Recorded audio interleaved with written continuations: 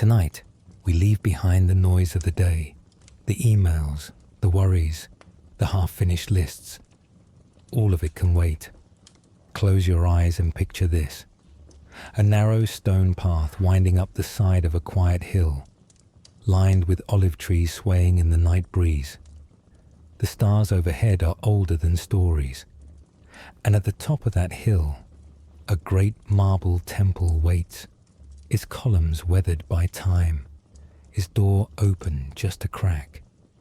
Inside, memory, myth, and a soft voice echoing across centuries, inviting you to listen, not to learn, not to solve, just to be. You are safe here. Before you get comfortable, like and subscribe if you enjoy what we have created together. Let us know in the comments where you are tuning in from and the time. It's always fascinating to hear from the community. Now let me tell you a story. In the beginning, there was no fire. Human hands were cold. Nights were long. Food was raw, and the world felt distant and cruel. Men and women huddled in caves, not yet gods, not yet stories, just figures in the dark. Prometheus saw this, and he did not look away. He was a titan, older than the Olympians, brother to Prometheus, whose name means hindsight. Prometheus, though, his name meant foresight. He was the one who saw what could be, and so he disobeyed. From the chariot of Helios, he stole a single ember, a spark, and he carried it to humankind, hidden in a fennel stalk, a small flame in shaking hands, and the world changed. Light filled the dark, smoke curled into sky, meat cooked, metal melted. Cities were born. With fire came imagination, art, war, prayer. Everything that followed, every myth, every monument, every mistake, began with that stolen flame. The gods were not pleased. Zeus had forbidden fire, not out of cruelty, but out of control. He feared what humans might become if they had too much power, too much hope.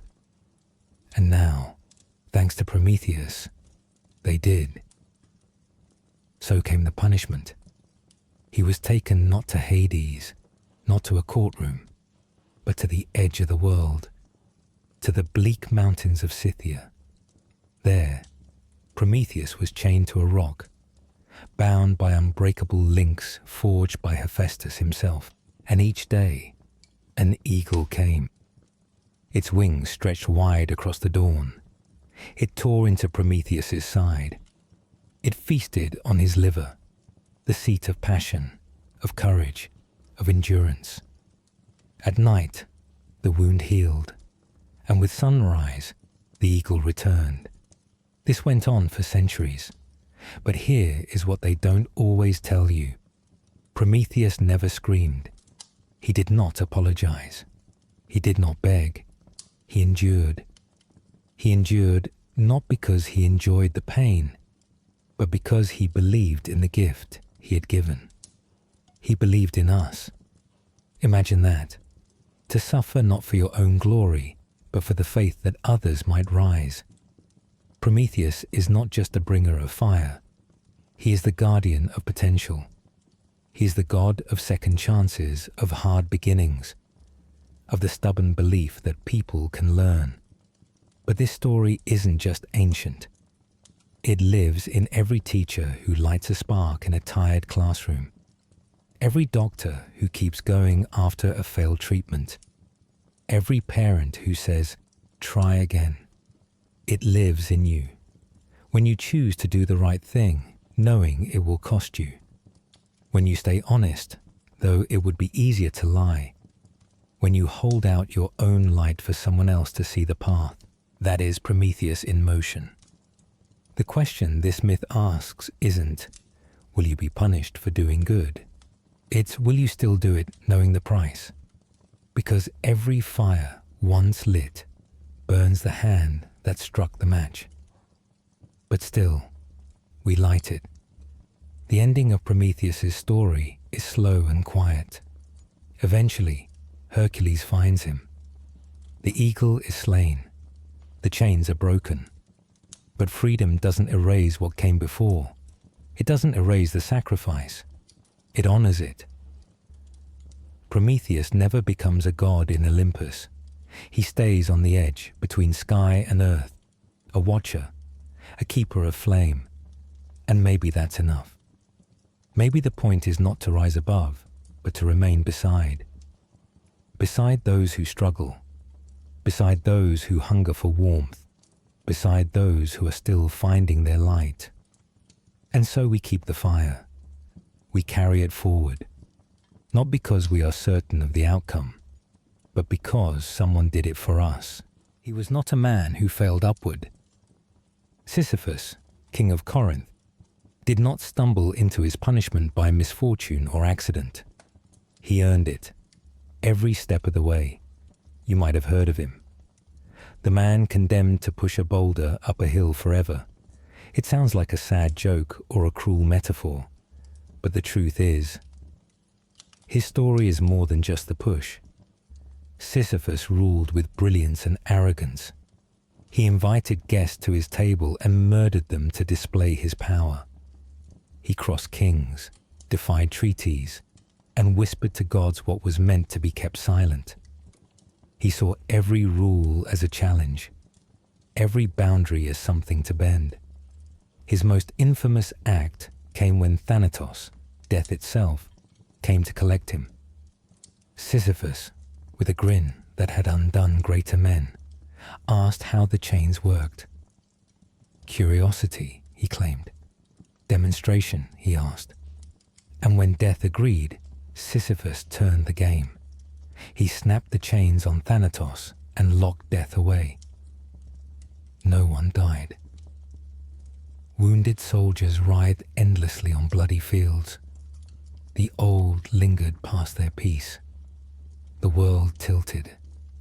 Eventually, Ares, tired of war without end, freed death again, and Sisyphus was claimed.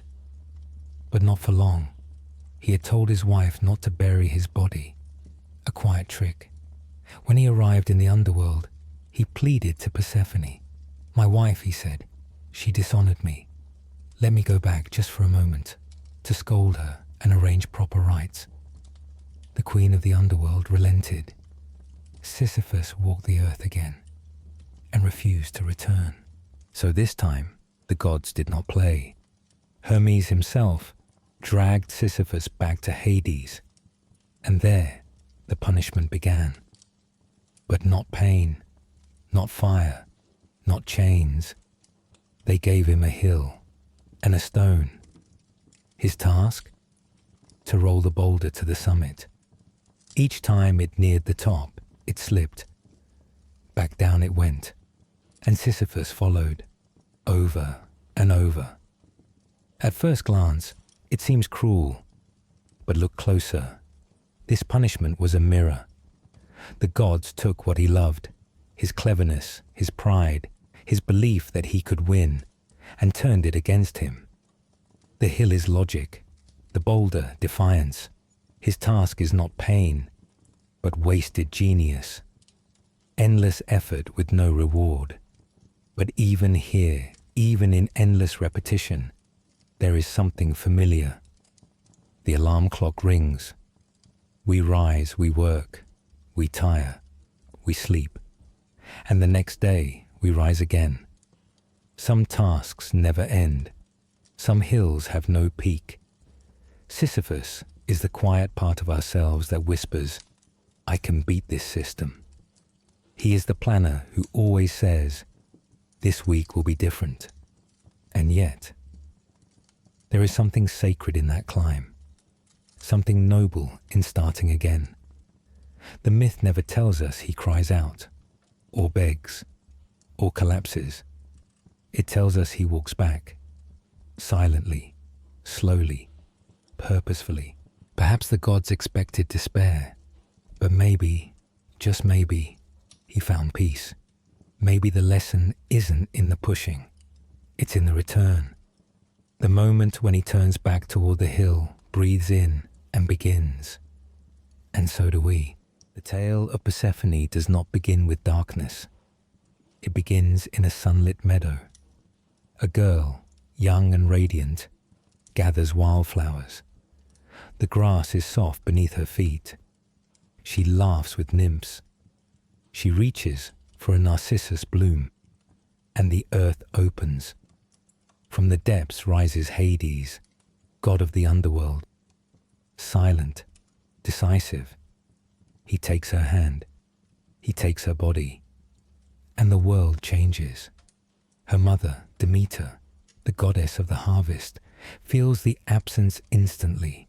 The crops fail, the air turns dry, fields wither under her grief.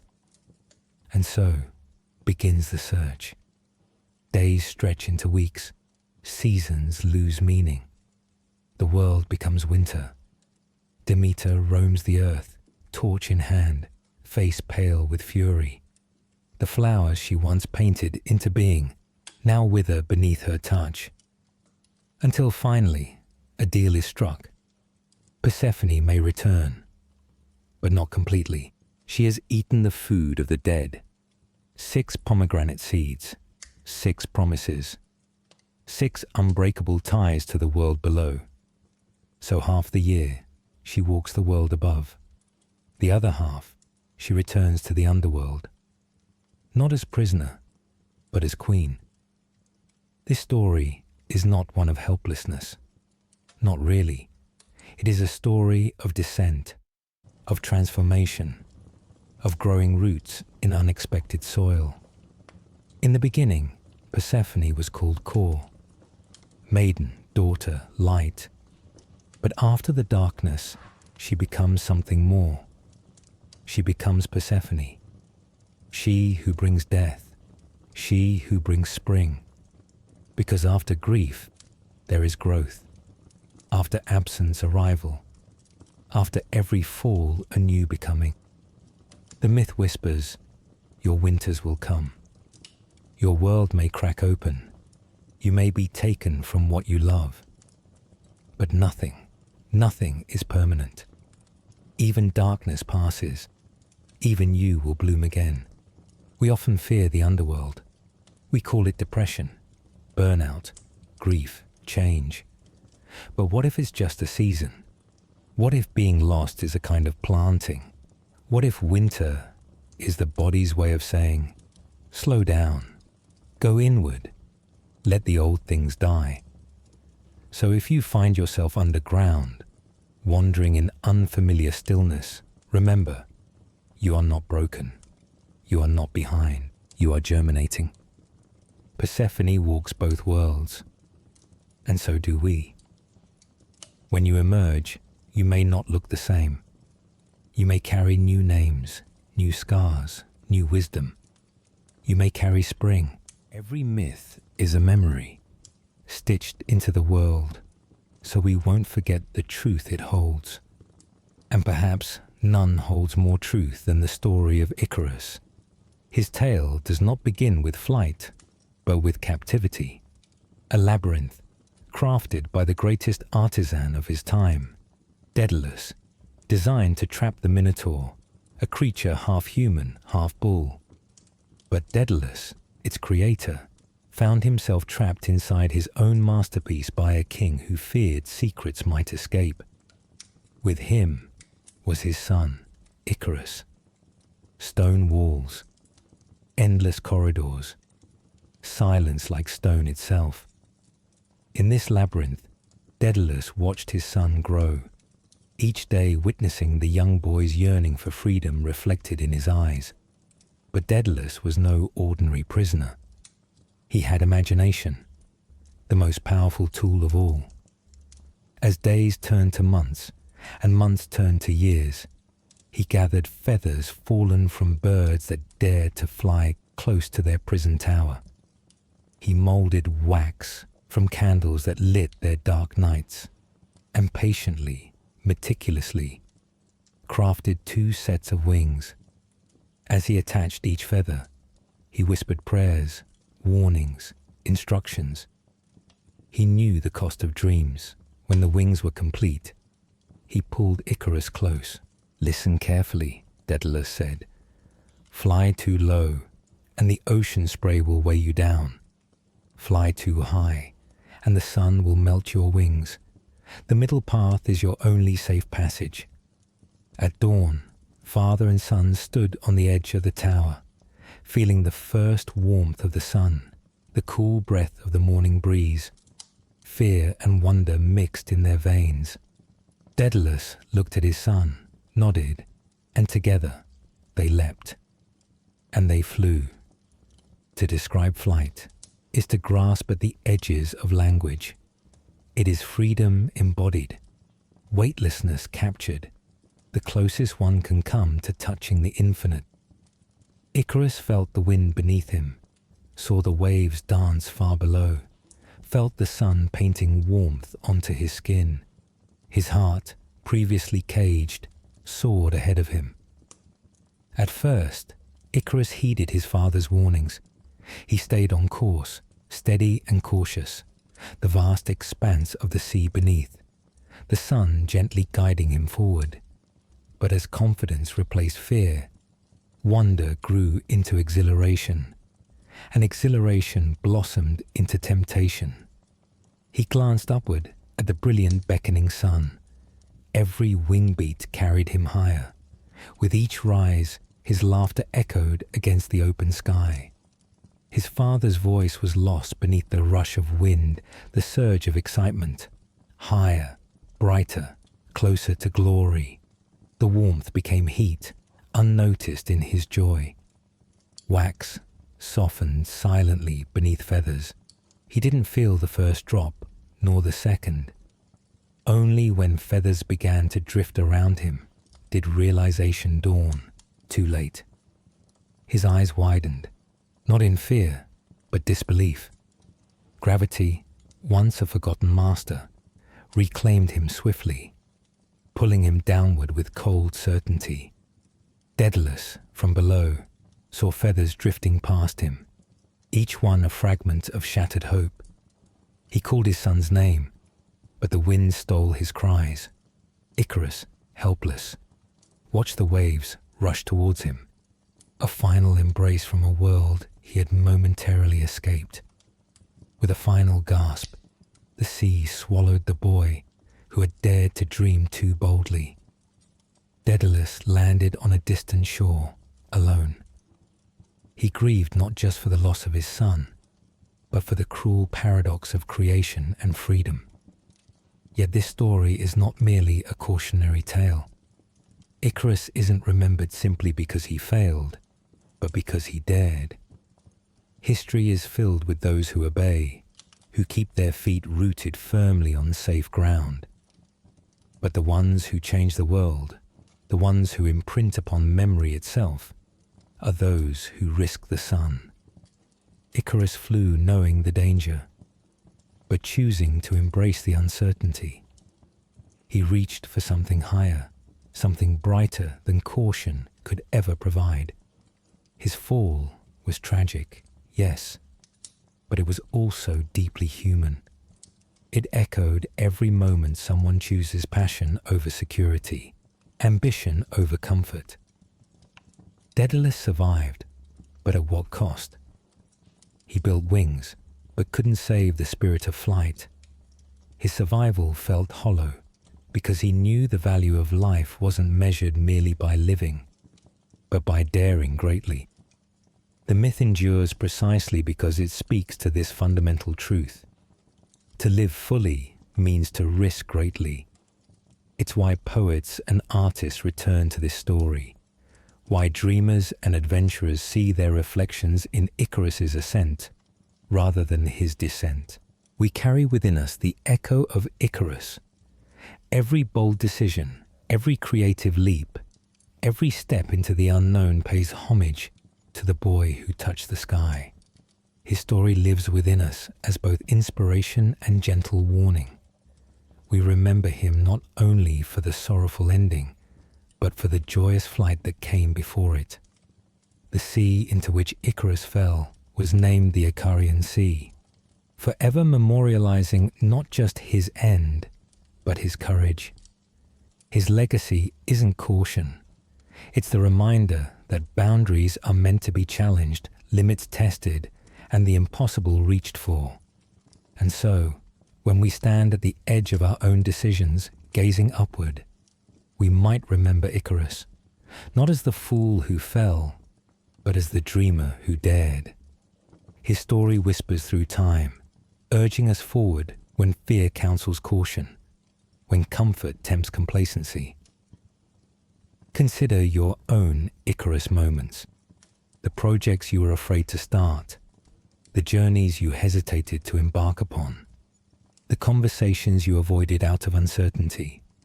Each represents a chance to test your wings, to rise above your doubts. Yes, there will always be risks. The wax of your wings may melt. You might fall, you might fail, and you might land harder than you'd prefer.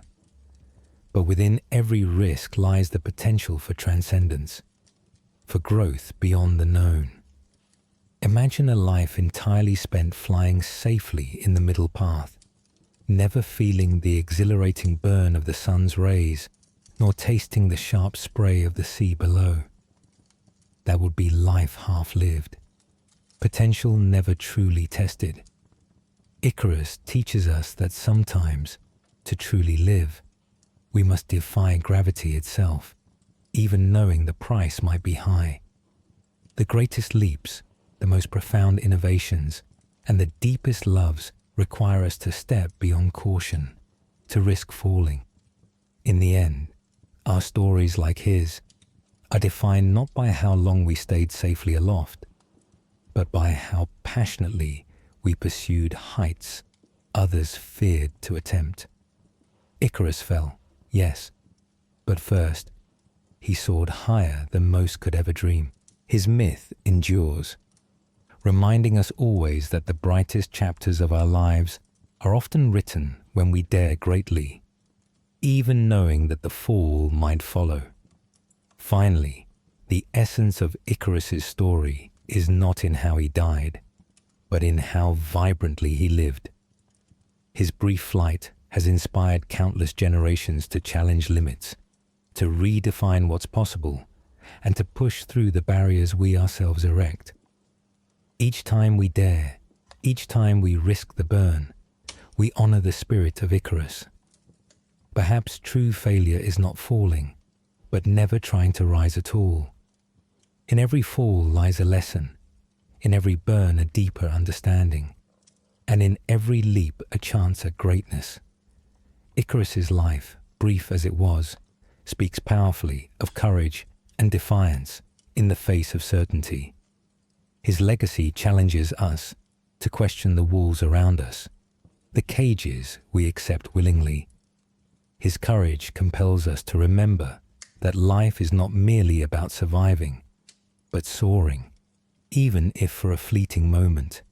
This is the final gift of Icarus, a reminder etched into myth itself, that we are most alive when we dare greatly, that we were never meant to merely watch the sky, but to touch it, even if only once.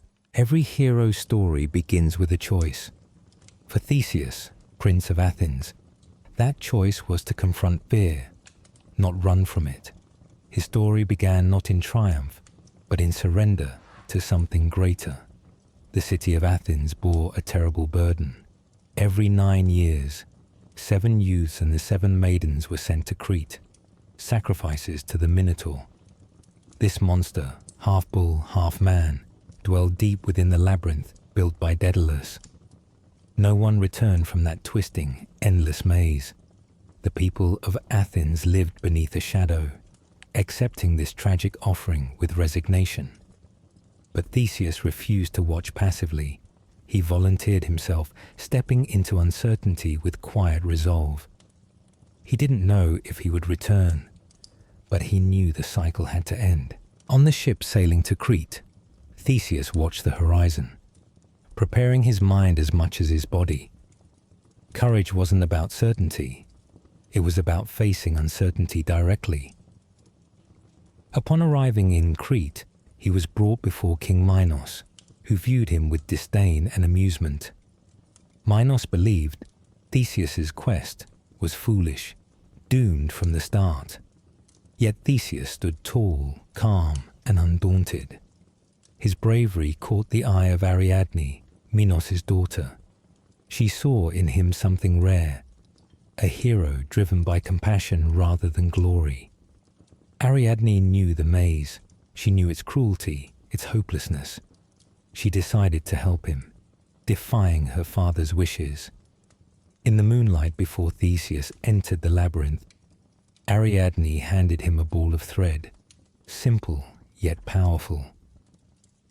"Tie one end at the entrance," she instructed softly. "No matter how deep you venture, this thread will guide you home." Theseus took the thread, understanding its significance. Sometimes strength lies not in weapons or brute force, but in trusting simple truths. With one final look at Ariadne's hopeful face, he stepped into the shadows of the labyrinth. Inside, darkness was absolute. The walls twisted in impossible angles, stone corridors stretched endlessly, echoing silence around him. With each step, Theseus carefully unwound Ariadne's thread, anchoring his route back to life, to hope. Yet with every turn, uncertainty pressed heavier. Shadows danced menacingly under his torchlight. Whispers of past sacrifices seemed embedded in the stones. His heartbeat quickened, adrenaline sharpening his senses. Yet fear, instead of paralyzing him, fueled his determination. Hours passed. Fatigue set in, testing his resolve. But Theseus pushed forward, driven by thoughts of those he'd left behind, by the lives depending on his success. Suddenly, from deep within the maze, he heard it. A low, guttural roar, primal and terrifying. He had found the Minotaur. Theseus gripped his sword, his breath steadying. The creature emerged slowly, eyes reflecting torchlight, muscles rippling beneath matted fur. Man and beast faced each other, momentarily suspended in stillness. Time seemed frozen, stretched between survival and destiny. Then, with a roar, the Minotaur charged, its fury explosive, its strength immense. Theseus dodged, parried, moved fluidly, striking when he could. The battle raged through corridor after corridor, a dance of life and death, primal instinct against practiced discipline. Finally, exploiting one brief misstep, Theseus delivered a decisive blow, ending the Minotaur's reign of terror. Silence returned, deep and overwhelming, filled only with the rhythm of his breath and pounding heart. The Minotaur lay still, but Theseus's journey was far from over. He stood in the dark, labyrinthine depths, realization dawning. The true test wasn't the battle itself, but the journey back. With the thread in hand, Theseus traced his steps carefully, pulling himself through exhaustion and confusion. Every twist of the path, every uncertain turn, tested his faith in the thin thread Ariadne had given him. He realized the labyrinth was more than stone and shadow. It represented every maze we face in life, moments when clarity fades, when answers evade us. With each step, Theseus understood more clearly. Courage is as much about finding your way back as it is about stepping into the unknown. It requires trust. Trust in oneself, trust in others, and trust in simple things like a piece of thread. Hours later, when he finally emerged from the labyrinth, the dawn was breaking. Ariadne waited, eyes wide, hope shimmering in her tears. The sight of him alive filled her with relief and joy. Theseus reached her side, placing the thread gently back into her hands. a silent acknowledgement of the power in trusting others. Their victory was quiet, yet profound. The cycle of fear and sacrifice had been broken not by a sword alone, but by trust, courage, and the choice to face uncertainty. Theseus, in that moment, became more than a hero who defeated a monster. He became a symbol of hope, resilience, and human strength. Together, Theseus and Ariadne left Crete, sailing away under the rising sun, carrying lessons that would guide their people toward brighter days. But as their ship sailed homeward, Theseus felt a weight within him. The journey through the labyrinth had revealed something deeper, something personal. He recognized the Minotaur had not been merely a monster of myth, but a reflection of the fears that lived within every soul. The true maze, he realized, was internal.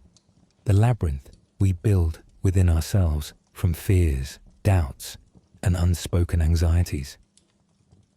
Ariadne sensed his contemplation. She approached quietly, her presence comforting.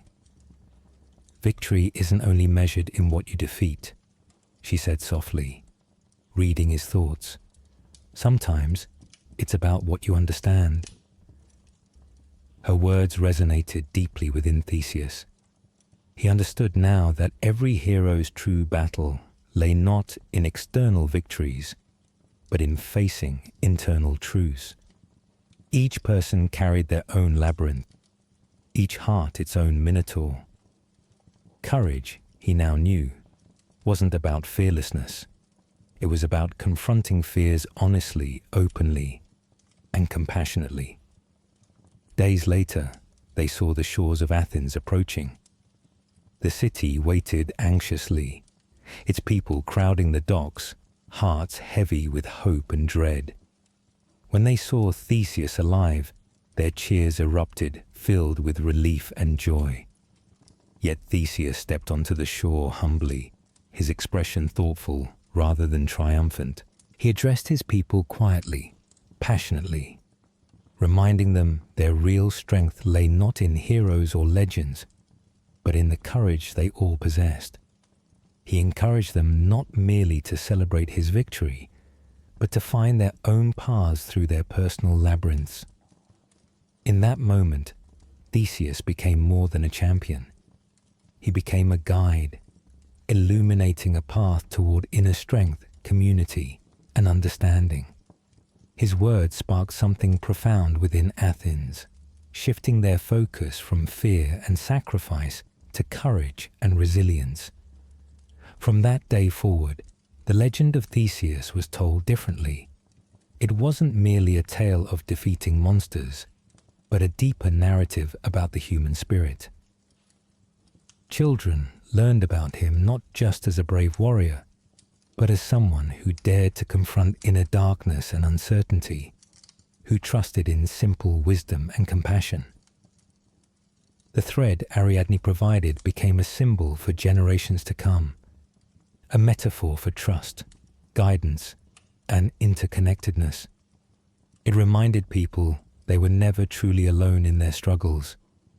Even in darkness, a thin thread of hope and trust could lead them home.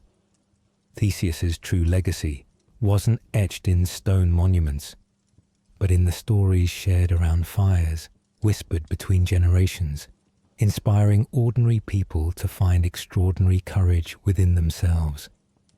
As years passed, the labyrinth became more than a distant memory. It transformed into a lesson woven into the fabric of society. People no longer saw the Minotaur simply as a monster, but as a symbol of challenges they faced within themselves. And the maze became a reflection of life's complex pathways, each twist and turn teaching resilience, patience, and trust. Thus Theseus, the hero who walked into the maze, became timeless, not because he slew a beast, but because he taught humanity how to navigate the intricate corridors of their own hearts and minds. Every voice longs to be heard. Every heart craves recognition. This ancient truth is captured deeply in the tale of Echo and Narcissus, a story born not just from mythology, but from the very essence of human experience. Echo was a nymph, vibrant and spirited, who loved nothing more than to talk, her voice like music filling the forest glades. She spoke often and joyfully, entertaining friends and strangers alike with endless conversation. Yet her words were not merely sound. They were expressions of her heart, a longing for connection. But Echo's gift became her curse. Hera, queen of the gods, misunderstood Echo's lively chatter as deception, believing Echo distracted her while Zeus pursued his own secret affairs. In anger, Hera stripped Echo of her ability to speak freely. From that day forward, Echo could only repeat the words spoken to her, unable to form her own. Suddenly, Echo's world became painfully quiet. Her vibrant conversations reduced to mere echoes of others. She felt trapped, unheard, and invisible. Yet within her silence remained the fierce yearning to communicate, a deep ache to connect genuinely with someone who could truly hear her voice. One day, Echo glimpsed Narcissus, a beautiful youth whose striking looks enchanted anyone who saw him. He wandered the forest, admired yet untouched by love, aloof and seemingly indifferent to the affections he inspired. Echo watched Narcissus silently, captivated. She longed to speak, to express the feelings stirring within her, but she could only wait until he spoke first. When Narcissus finally called out, sensing he was not alone, Echo eagerly echoed his words, attempting to reach out, to connect. Confused yet intrigued, Narcissus called again, and Echo responded passionately, her voice filled with desperate hope. She stepped forward from hiding, her heart laid bare through borrowed words, eyes wide with vulnerability. But Narcissus, seeing her clearly for the first time, rejected her. Unmoved, he turned away, leaving her shattered.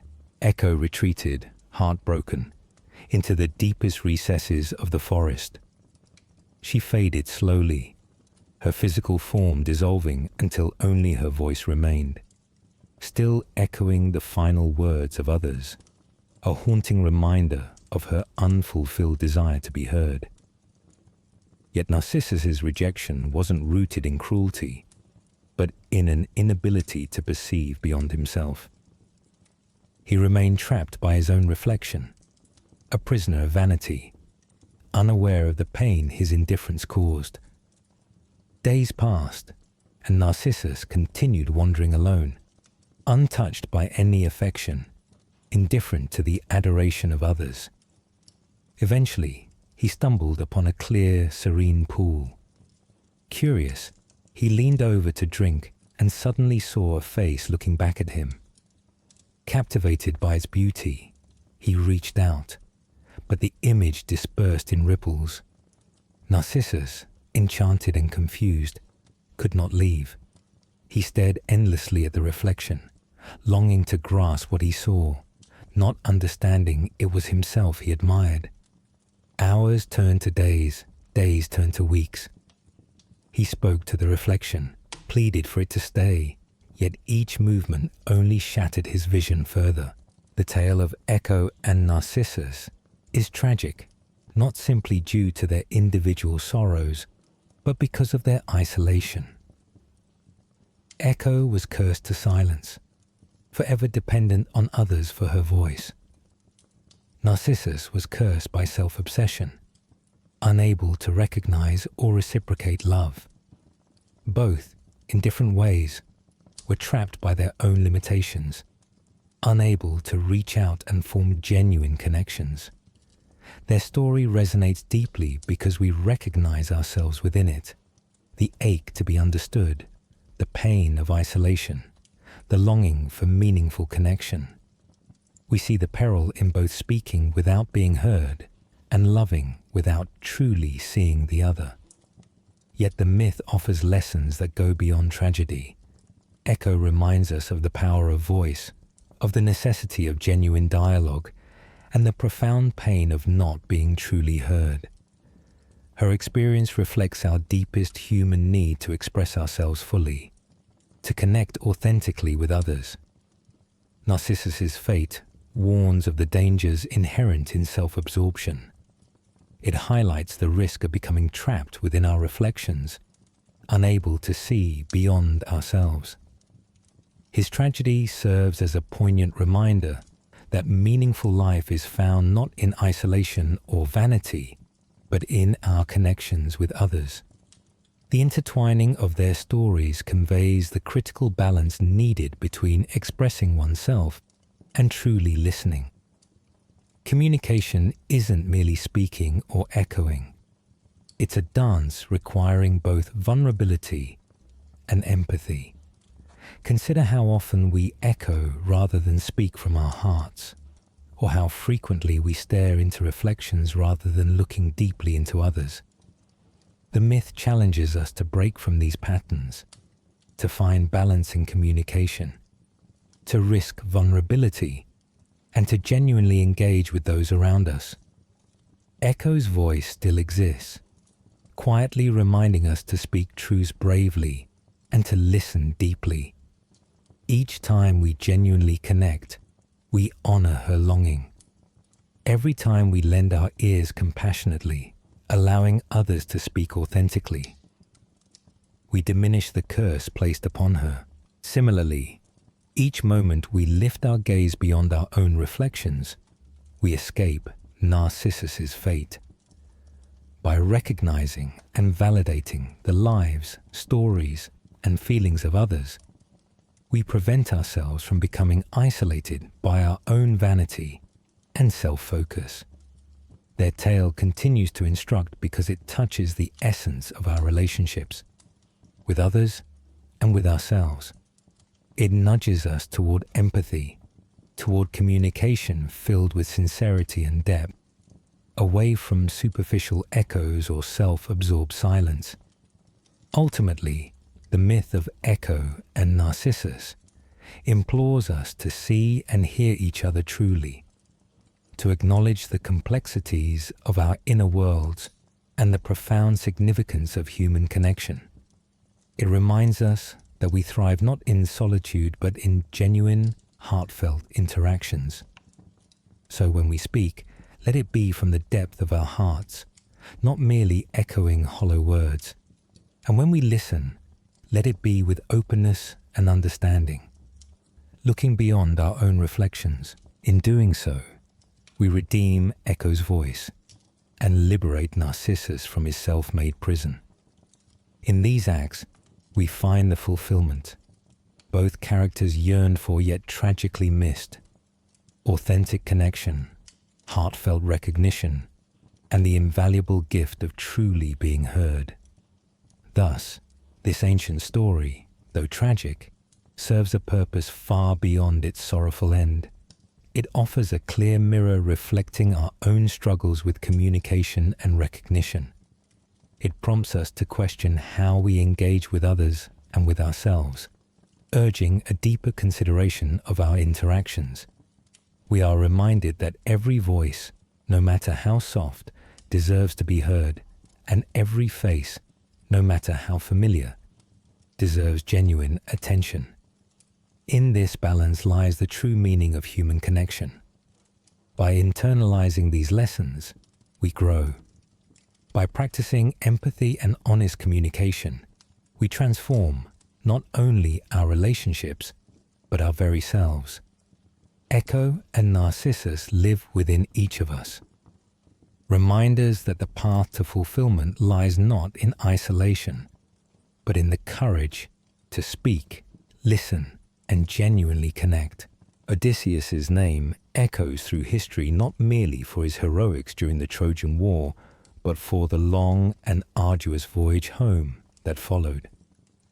It is a story marked by adventure, transformation, and the profound truth that returning home is often the hardest journey of all. After the victorious but grueling decade-long siege of Troy, Odysseus set sail toward Ithaca, confident that the trials of battle were behind him. However, the sea had other plans, driven by the whims and anger of gods who toyed with mortal destinies. His fleet was scattered by storms conjured by Poseidon, who bore a grudge against Odysseus for blinding his son, the Cyclops Polyphemus. Thus began a series of misadventures that would stretch into another 10 years. Each island he encountered presented a new and perilous challenge, testing his strength, wisdom, and endurance. One of the earliest trials was his encounter with the Lotus Eaters, whose enchanting fruit caused his crew to forget their homes. Odysseus had to drag his men forcefully back to the ships, reminding them and himself that forgetting one's purpose is among the greatest dangers. From there, his journey took him to the land of the Cyclops. Trapped in Polyphemus's cave, Odysseus displayed cunning and bravery. By cleverly deceiving and blinding the giant, he escaped, but not without cost, as this act incurred Poseidon's lasting wrath. The next great challenge arose in the form of Circe, a sorceress who enchanted men and turned them into animals. On her island, Odysseus faced temptation, offered not danger, but comfort and pleasure. Yet the promise of ease did not sway him. His heart remained fixed on Ithaca. Through clever negotiation and divine aid, he freed his crew and departed, stronger in resolve. Soon after, Odysseus confronted the Sirens, creatures whose irresistible songs lured sailors to their doom. Here, he exhibited profound wisdom. Knowing human weakness, he plugged his crew's ears with beeswax and bound himself to the mast, ensuring they could pass safely. It was a lesson in humility and self-awareness, acknowledging vulnerabilities to overcome them. The passage between Scylla and Charybdis followed, a brutal choice between two deadly threats. Odysseus navigated this peril with painful clarity, choosing the lesser sacrifice, knowing some loss was inevitable.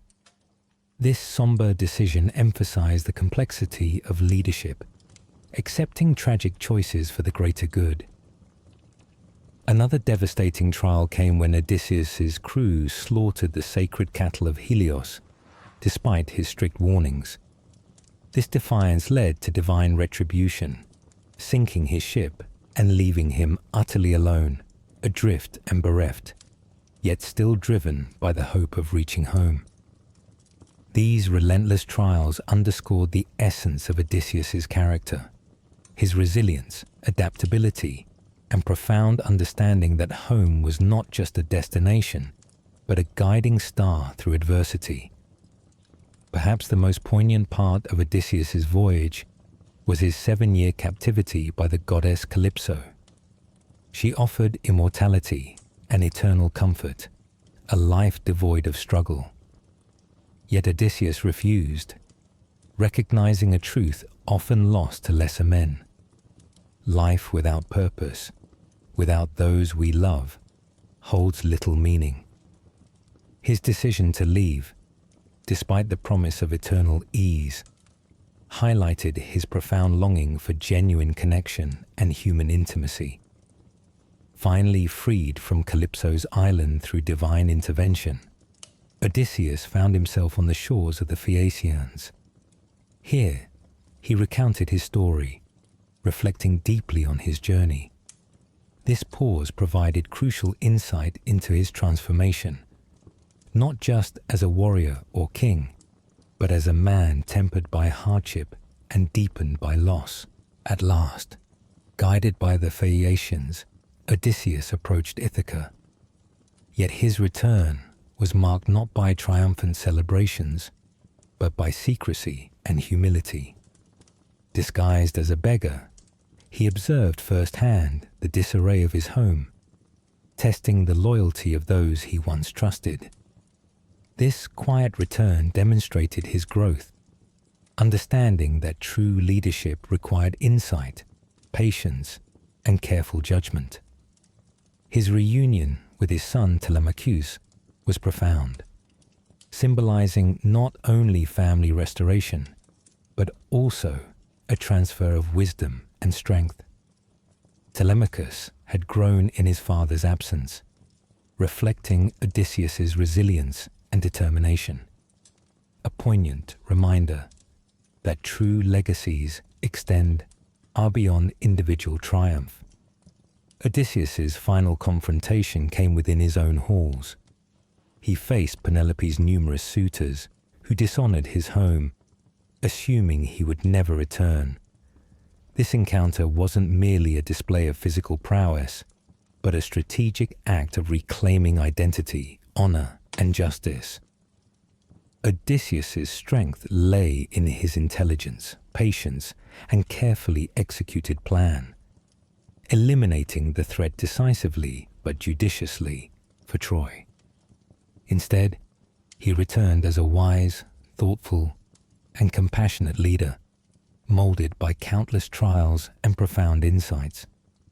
The Odyssey of Odysseus resonates because it mirrors our own life journeys, marked by uncertainty, loss, resilience, and eventual wisdom.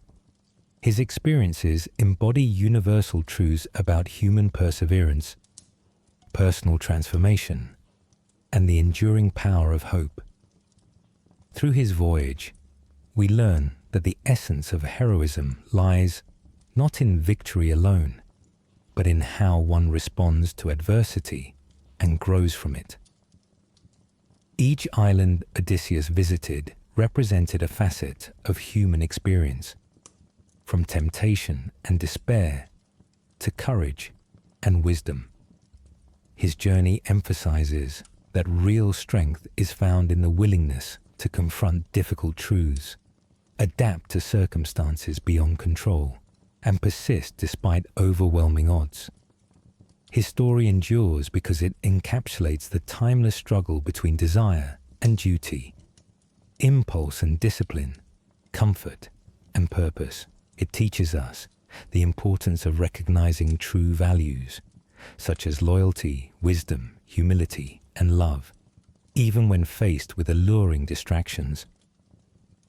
The tale of Odysseus thus serves as both adventure and allegory, inspiring us to navigate our life's seas with courage and discernment, always mindful of what truly matters. Ultimately, the power of Odysseus' story lies not just in his heroic adventures, but in its reflection of our shared human experience.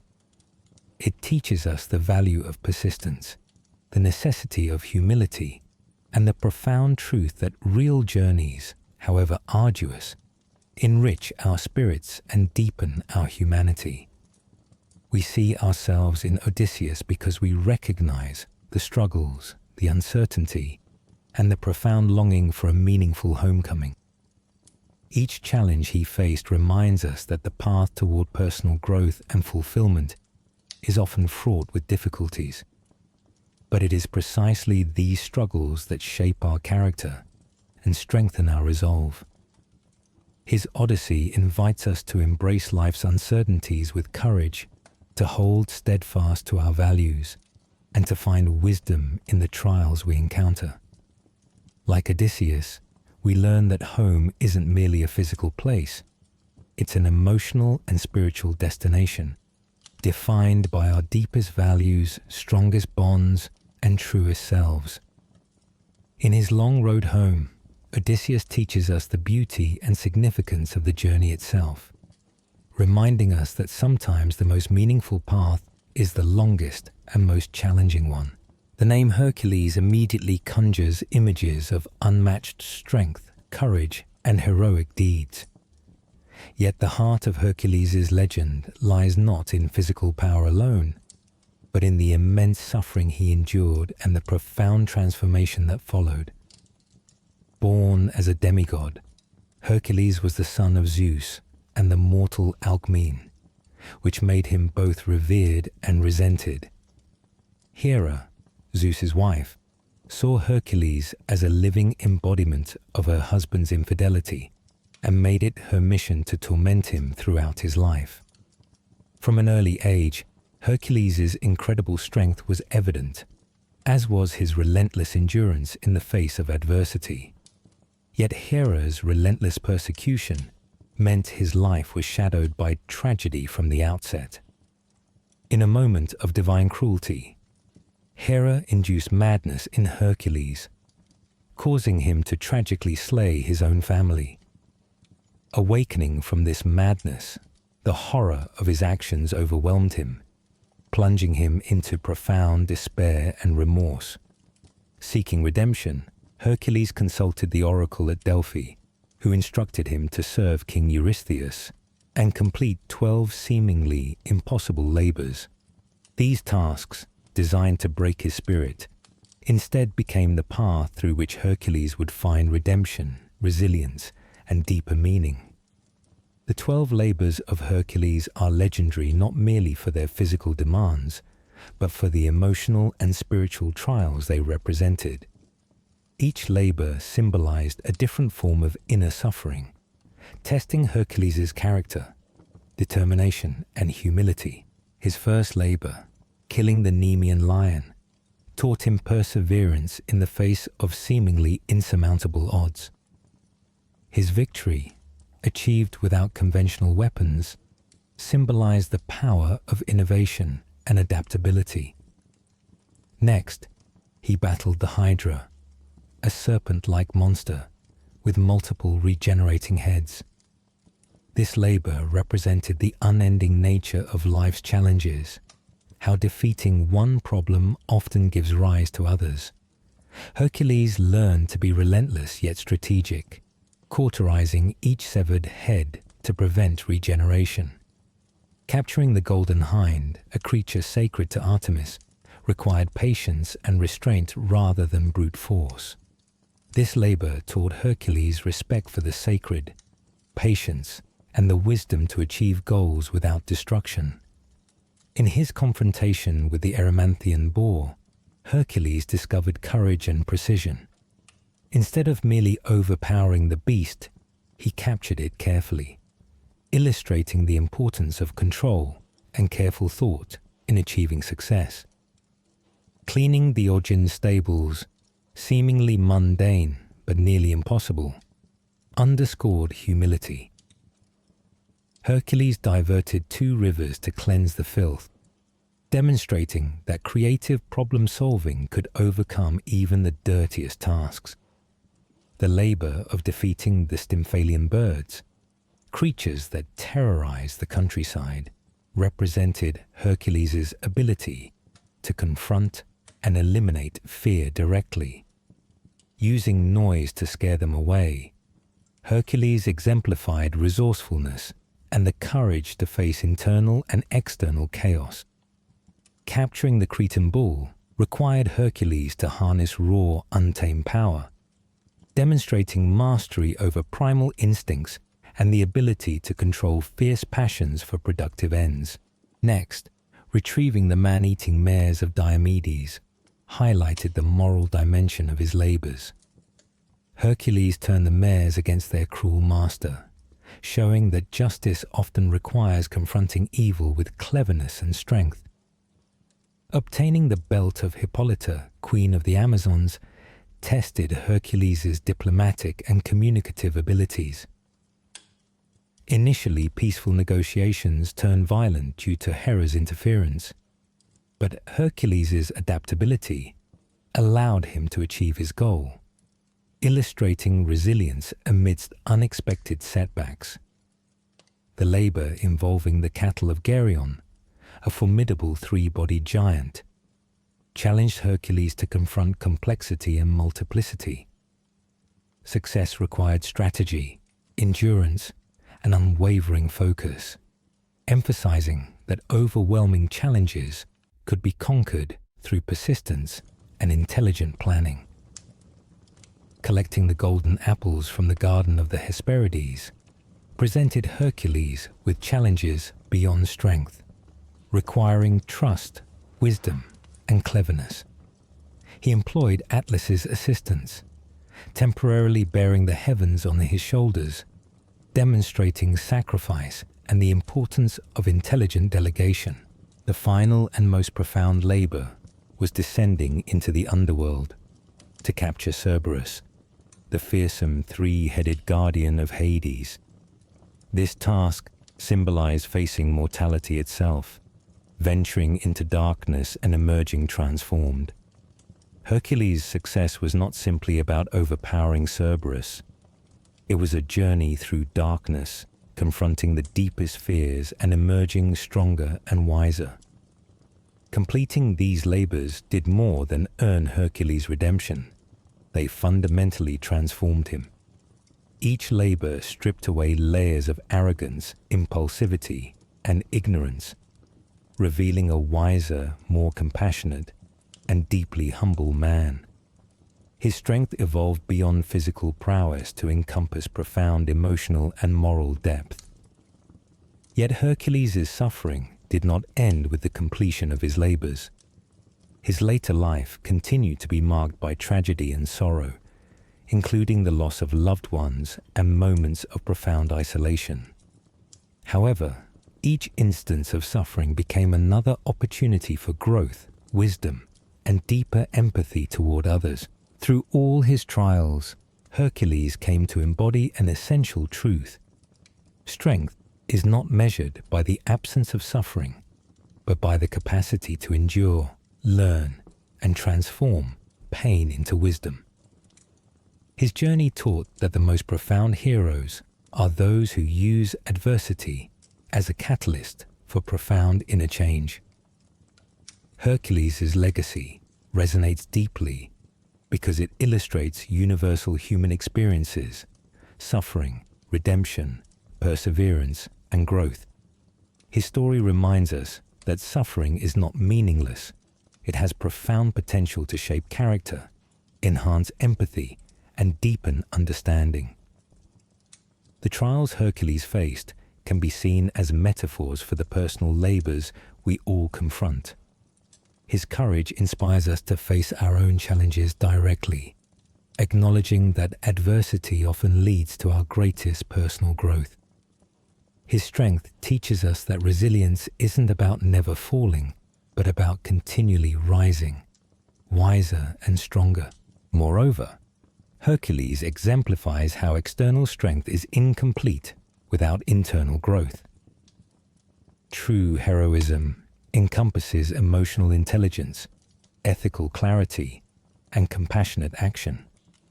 His transformation underscores that the truest heroes are those who cultivate inner wisdom alongside outer strength, harmonizing physical courage with emotional maturity and moral responsibility. Ultimately, the story of Hercules challenges us to rethink our understanding of strength. Rather than viewing suffering solely as misfortune, Hercules' journey invites us to perceive it as an opportunity for meaningful personal transformation and genuine heroism. It encourages us to confront hardships with resilience, humility, and openness to growth, recognizing that suffering, when faced bravely, can yield profound insights and lasting wisdom. In this sense, Hercules' greatest achievement was not the completion of his tasks, but his transformation into a symbol of endurance and hope. He remains a timeless figure precisely because his story mirrors our own struggles, highlighting the universal quest for meaning within suffering. Each labor Hercules faced can be a metaphor for the obstacles we encounter, reminding us that even the most overwhelming trials can be opportunities for profound growth. His tale encourages us to embrace adversity, not as an unfortunate detour, but as an essential part of our journey toward wisdom and maturity. Hercules' life thus becomes more than myth. It becomes a powerful narrative about the human condition. Through suffering, he discovered the deeper truths of compassion, empathy, and humility, teaching us that real strength emerges from vulnerability, resilience, and emotional depth. His story endures because it speaks directly to the heart of human experience. Hercules symbolizes our collective ability to transform suffering into strength, trials into wisdom, and pain into empathy. He reminds us all that heroism isn't reserved for the strong alone.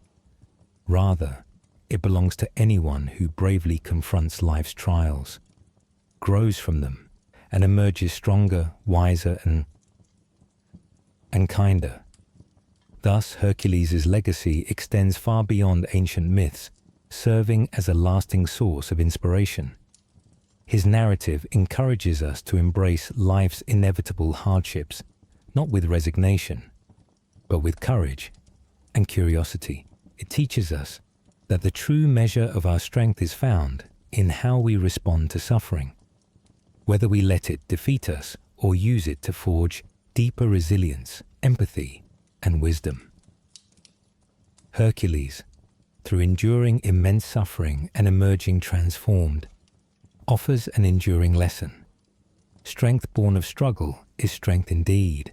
Athena, the Greek goddess of wisdom and strategy, stands unique among ancient deities.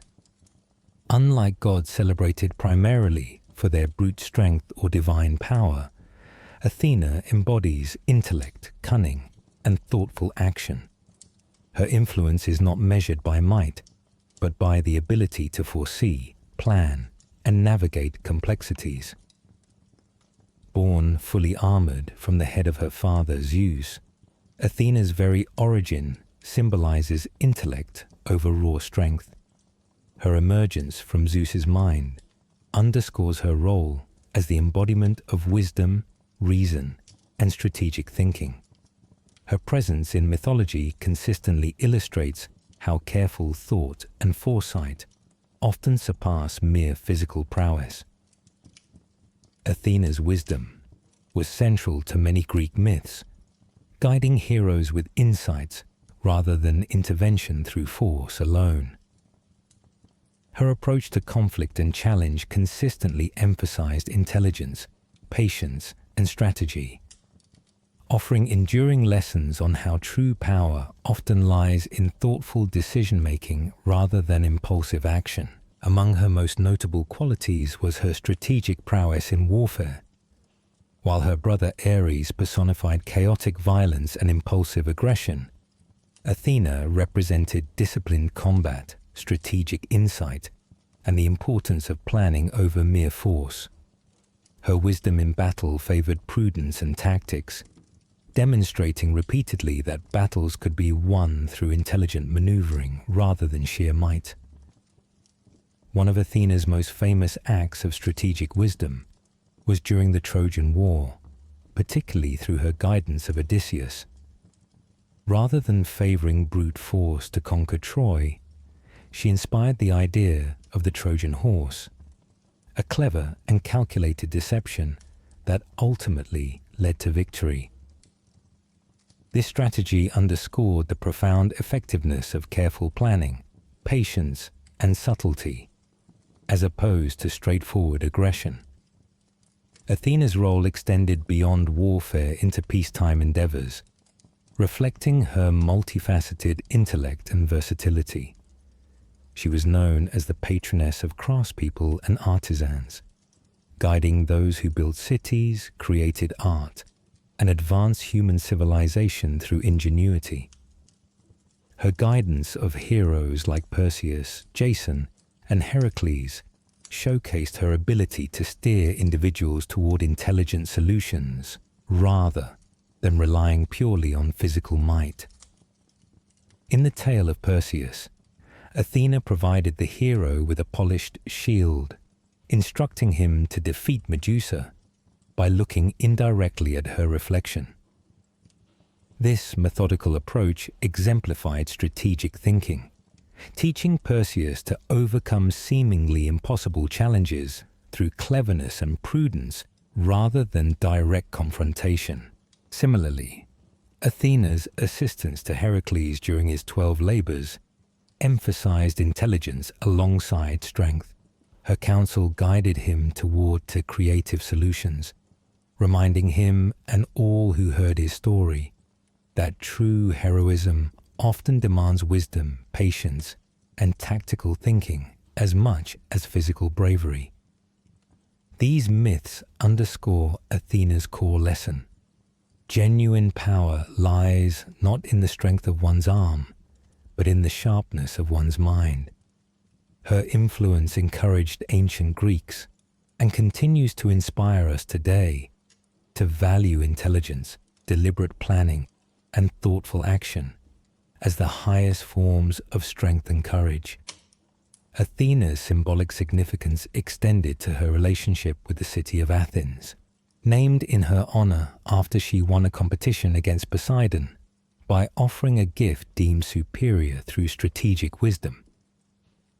Poseidon's offering, a saltwater spring, symbolized raw power, yet lacked practical benefit. In contrast, Athena provided the olive tree, representing sustainable resources, prosperity, and peace, qualities reflective of her foresight and intelligence. This legendary contest highlighted a critical lesson. Enduring value often emerges from thoughtful consideration rather than immediate spectacle. Athena's victory reinforced the belief that societies flourish when governed by wisdom and strategic foresight, setting an enduring example that has influenced philosophical and political thought for centuries. Moreover, Athena's embodiment as the protector of civilized life extended into realms of law and justice. She presided over courtrooms, advocating for reason, balance, and fairness.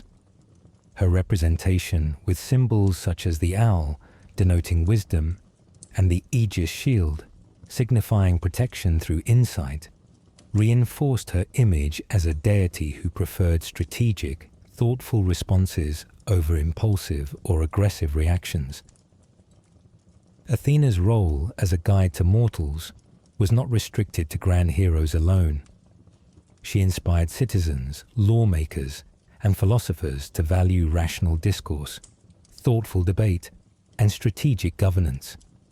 Her legacy is clearly reflected in the democratic institutions of ancient Athens, where reasoned argument and intellectual discourse were central to civic life. Thus, Athena's mythology teaches us that lasting strength and success come from strategic intelligence, careful planning, and thoughtful reflection. Her continued relevance underscores the importance of intellect and wisdom as essential virtues guiding human progress. The timelessness of Athena's story is rooted in its profound philosophical and practical implications. Her narratives offer enduring insights into leadership, emphasizing that genuine authority derives from insight and strategic thinking, rather than mere command or coercion. Athena's legacy is especially relevant in contexts such as modern governance, business, and personal relationships, where the ability to think critically, anticipate outcomes, and respond thoughtfully is paramount. The contrast between Athena and other war deities, such as Ares, further underscores her distinct approach. While Ares personified impulsivity, violence, and uncontrolled aggression, Athena symbolized disciplined action, patience, and thoughtful engagement. Her myths repeatedly demonstrate that true victory often requires careful planning, foresight, and restraint, rather than rashness and brute strength. Moreover, Athena's emphasis on strategic thinking provides invaluable lessons applicable in modern life. Whether navigating complex personal challenges, managing professional conflicts, or making critical life decisions, Athena's guidance reminds us that careful consideration and deliberate action yield far greater results than impulsive reactions. Her influence extends beyond individual decision-making into collective action as well. Communities and societies flourish when guided by strategic planning and thoughtful governance. Athena's example challenges modern leaders to prioritize intelligence, diplomacy, and strategy over aggression, highlighting the transformative power of wisdom in fostering lasting peace and prosperity. Thus, Athena remains a beacon of insight, illuminating the path toward thoughtful and effective decision-making. Her story is a powerful reminder that the greatest victories, whether personal or collective, are achieved not through force alone, but through the power of strategy, intellect, and disciplined thought. Ultimately, Athena's story is a profound exploration of the enduring power of intellect and strategy over raw strength. Her presence in mythology consistently teaches that effective leadership, success, and influence stem from intelligent action, patience, and thoughtful consideration. The principles Athena embodied remain remarkably relevant today, especially in a world increasingly characterized by complexity and rapid change. As we confront global challenges that cannot be overcome by brute force alone, such as climate change, economic disparity, and geopolitical tensions, Athena's example becomes particularly poignant. These issues demand precisely the kind of strategic foresight, patience, and disciplined thought that she exemplified. Moreover, Athena's story provides a valuable model for personal growth and resilience. Her myths underscore the significance of intellectual courage, the willingness to face problems directly, assess them carefully, and respond thoughtfully rather than reactively. This lesson applies universally, whether dealing with interpersonal conflicts, career decisions, or personal adversity. Athena's legacy also speaks powerfully to the importance of education and continual learning. She symbolizes not just innate intelligence, but the cultivation of wisdom through ongoing reflection and deliberate practice. In her figure, we find a call to embrace lifelong learning as essential to personal development and societal advancement. Thus, Athena's story does not merely recount ancient adventures or divine interventions.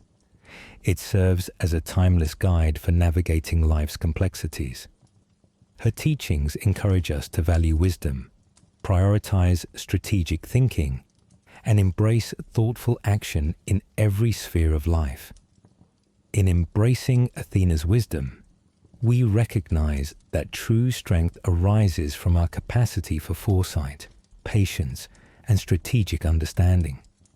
She remains a powerful symbol, reminding us that the most meaningful achievements are accomplished not through force or aggression, but through the profound, transformative power of intelligence and deliberate strategy. By embracing Athena's timeless lessons, we equip ourselves not just to confront life's challenges, but to transform them into meaningful opportunities through thoughtful, strategic, and wise action. In Greek mythology, few stories are as hauntingly symbolic as that of Pandora, the first woman created by the gods. Her tale, commonly known for unleashing suffering into the world, carries a deeper, more profound message about hope, endurance, and the human condition. Pandora's creation was a divine response to the actions of Prometheus, who defied the gods by stealing fire for humanity. To punish mankind, Zeus ordered the crafting of Pandora, imbuing her with beauty, curiosity, and allure. Each deity bestowed upon her unique gifts, creating a being of irresistible charm, yet destined to change humanity forever.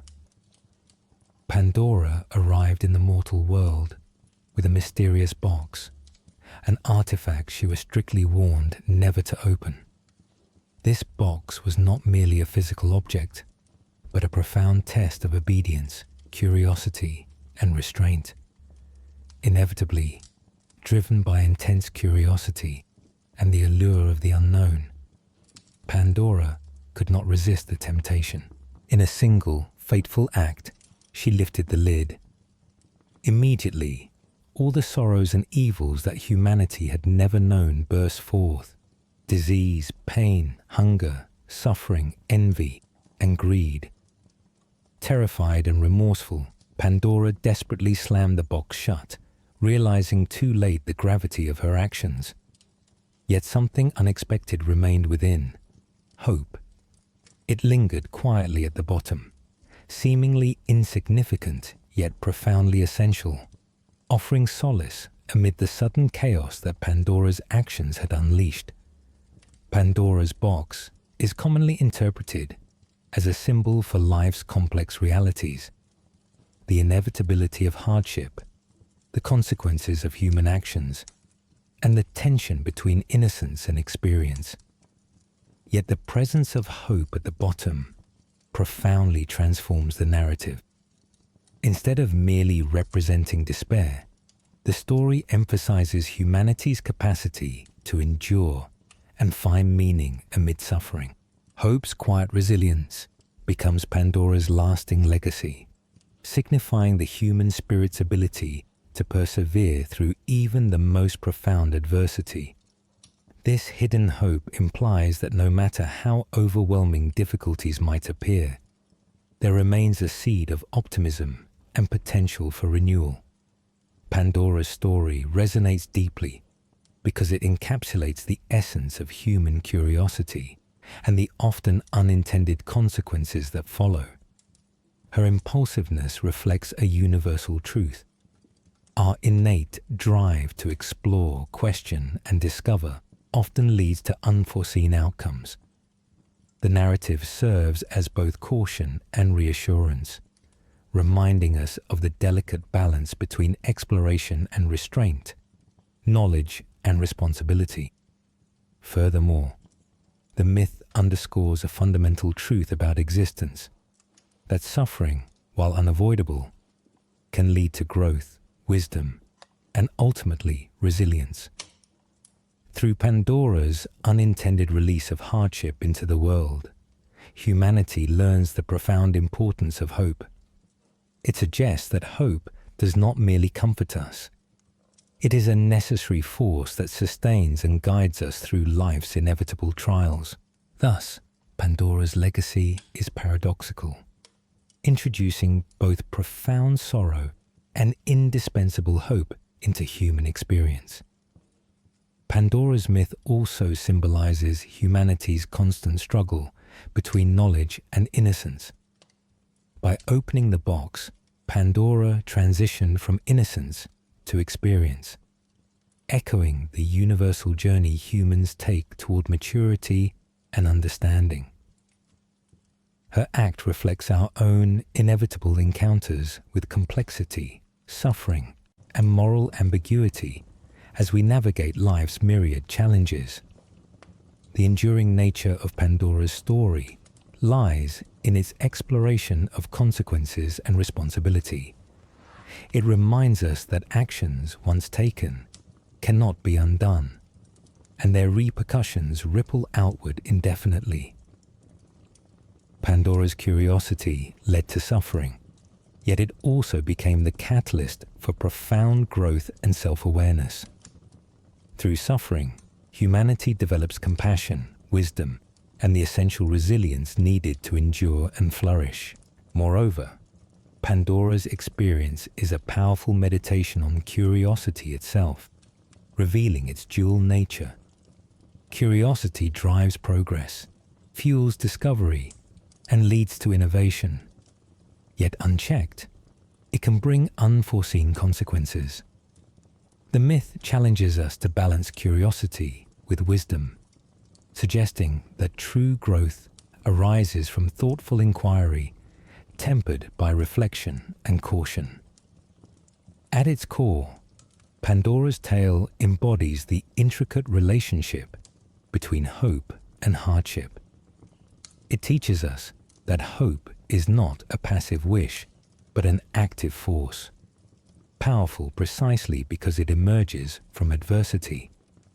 Hope sustains humanity through dark times, inspiring resilience and fostering courage in the face of uncertainty and pain. Pandora's story thus remains profoundly relevant, symbolizing the complexity of the human experience, the coexistence of suffering and hope, innocence and wisdom, curiosity and caution, and ultimately, the powerful potential that arises from embracing life's inherent contradictions beyond mere myth. Pandora's narrative serves as a timeless reflection on the nature of hope itself. Hope, hidden at the box's bottom, symbolizes humanity's inherent ability to find meaning even amid despair. This quiet, enduring force reassures us that despite life's numerous challenges, there always exists the potential for renewal, redemption, and resilience. The presence of hope in Pandora's box signifies a profound psychological truth, that hope is integral to human existence, influencing our behavior, sustaining our spirits, and guiding us toward meaningful action. In this sense, Pandora's myth transcends its ancient origins, offering timeless wisdom about the human capacity to persist in the face of hardship. Furthermore, Pandora's story emphasizes the transformative power of adversity. The evils released into the world were undeniably tragic, yet their presence compelled humanity to grow, evolve, and find deeper purpose. The narrative subtly conveys that growth and wisdom often emerge from experiences of pain and difficulty, underscoring the value of resilience and endurance. Pandora herself becomes an emblematic figure representing humanity's continuous quest for understanding and meaning. Her curiosity, though catastrophic initially, ultimately symbolizes the human drive to explore, question, and confront the unknown. The myth encourages us not to fear curiosity, but to balance it wisely with caution and reflection, recognizing its potential for profound insight and growth. Thus, Pandora's tale encapsulates a deeply human paradox: the coexistence of despair and hope, suffering and resilience, caution and curiosity. It reminds us that life's richest insights often emerge from its most profound challenges. In embracing Pandora's story, we accept that adversity is not simply to be endured, but actively engaged with. For it is through struggle that humanity truly evolves. Ultimately, the legacy of Pandora lies in the nuanced understanding it offers about human existence. Her story provides profound insights into the complexities of our nature, highlighting our inherent curiosity, the inevitability of consequences, and our remarkable ability to find hope amidst despair. Pandora's box has come to symbolize not just misfortune, but also opportunity, the potential for growth hidden within life's difficulties. The myth invites us to perceive hardship not merely as misfortune, but as a vital part of human development. It encourages an active engagement with life's challenges, suggesting that true wisdom emerges from grappling directly with adversity. Moreover, the story of Pandora underscores the importance of hope as an essential human virtue. Hope is portrayed not as naive optimism, but as a courageous acknowledgement of reality accompanied by a commitment to persist, improve, and overcome. It emphasizes that hope thrives precisely because it emerges from hardship, making it one of humanity's most potent and necessary forces. Pandora's enduring relevance lies in its universal application across generations and cultures. Whether facing personal setbacks, global crises, or existential uncertainties, humanity continually draws strength from the principle embodied by Pandora's remaining gift, hope. Her narrative continues to resonate, encouraging us to persevere, adapt, and remain resilient, even in the darkest moments. In reflecting on Pandora's myth, we recognize a powerful message of resilience and renewal. Her story is not merely a cautionary tale about curiosity and consequence, but a profound exploration of hope's transformative power. Pandora reminds us that hope is humanity's enduring strength, a quiet yet unyielding force guiding us through life's inevitable uncertainties and challenges. Thus, Pandora's legacy remains timeless, a vivid reminder that within every challenge lies the potential for renewal. Within every sorrow lies the possibility of hope, and within every ending lies the promise of new beginnings. Her tale reassures us that, no matter the darkness encountered, hope remains humanity's most powerful and enduring companion. The river Lethe stands as a compelling symbol of forgetfulness and renewal. Flowing through the underworld, its waters possess the unique power to erase memory, offering souls a profound, if controversial, form of liberation. To drink from Lethe is to leave behind not just past pain, but also identity, lessons, and experiences, raising questions about the role memory plays in shaping who we are. According to ancient lore, souls preparing for reincarnation would drink from Lethe to forget their former lives, thus entering the world anew, unburdened by past traumas or triumphs. This act of forgetting was seen both as mercy and sacrifice, freeing souls from the weight of painful memories, yet simultaneously stripping them of wisdom gained through lived experience. The concept of the Lethe challenges our perception of memory. While forgetting can relieve suffering, it also involves losing aspects of oneself. Memory forms identity, defines relationships, and shapes character. Thus, the river Lethe symbolizes a profound dilemma. When should we remember, and when should we forget? Greek mythology places Lethe as one of 5 rivers in Hades, each with distinct symbolic meanings. However, Lethe uniquely encapsulates the tension between healing and loss inherent in forgetting. Its waters offer the seductive promise of fresh beginnings, but demand a heavy price: total amnesia of one's past. Through Lethe, mythology addresses a timeless human desire, the wish to selectively erase painful experiences. Yet it warns that forgetting is rarely selective. Forgetfulness carries both liberation and loss, renewal and risk, encapsulating the complex relationship humans have with memory and identity.